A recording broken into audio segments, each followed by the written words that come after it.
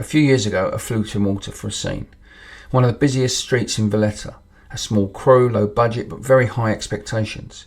We had flights, car hire, hotel. We were racing the light. It was chaotic, stressful, expensive. But I loved it. I'll never forget that shoot. But if I was planning it today, I'm not sure I'd book the flight. Because today, I can rebuild a similar scene and never leave the studio. No crew, no actors, no street.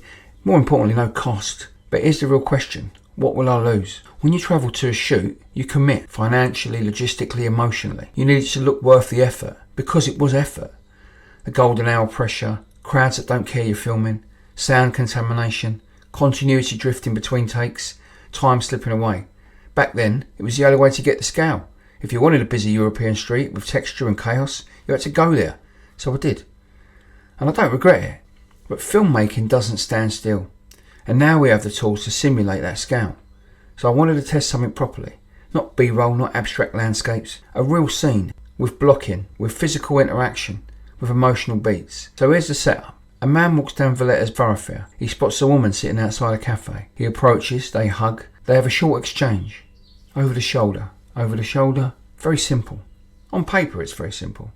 In reality, logistically painful. So I'm going to remove the uncontrollable variable. I'll rebuild the street digitally. I'll design the crowd's density. I'll create character sheets for both actors, lock in their age, wardrobe, posture, energy.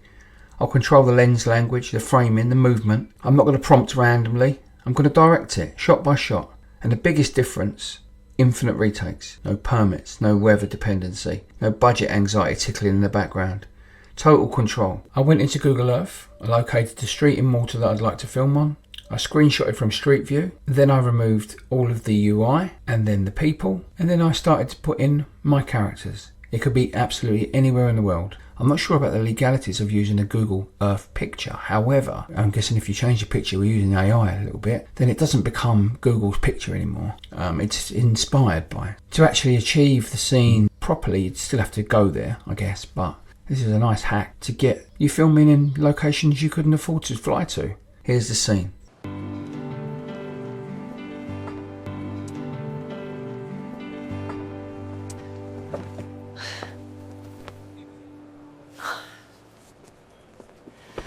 I've missed you so much. I have missed you too.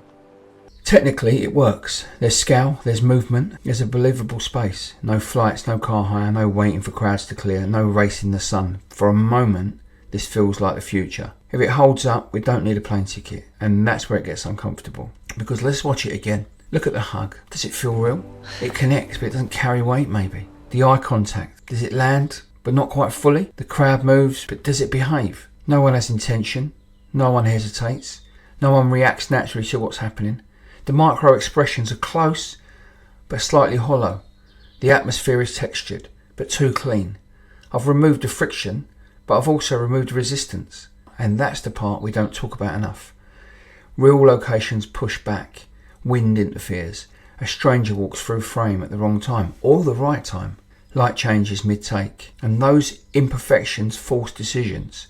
They create tension. They create adaptation. Sometimes they create magic. When you simulate everything, you gain control, but you lose unpredictability. And unpredictability is part of cinema, in my opinion. Cinema isn't just what you control, it's what pushes back. So what did AI actually replace? Not creativity, not taste, not direction. It replaced geography. It replaced logistics. It replaced cost pressure. And that matters, because if it gets me 80% of the result, then the real question isn't, is AI better? The real question is, when is 80% enough? For an indie filmmaker with no budget, 80% might be freedom. For a commercial project with resources, maybe it's not acceptable. This isn't about eliminating film shoots, it's about changing when they're necessary. And that's the big shift. I don't regret flying to Malta. That experience shaped me. It forced me to adapt. It forced me to solve problems in real time. It taught me more than a smooth process ever could. But if I were planning that scene today with the budget I had, I'd have options, real options. And that changes filmmaking, not dramatically, not overnight, but structurally. And that's what's interesting. I've removed the crew, I've removed the actors, I've removed the street. Technically, I've replaced the shoot. But cinema isn't about replacing difficulty, it's about deciding which difficulty is worth keeping. And that's where the future of filmmaking actually sits. Thank you for watching. See you on the next one.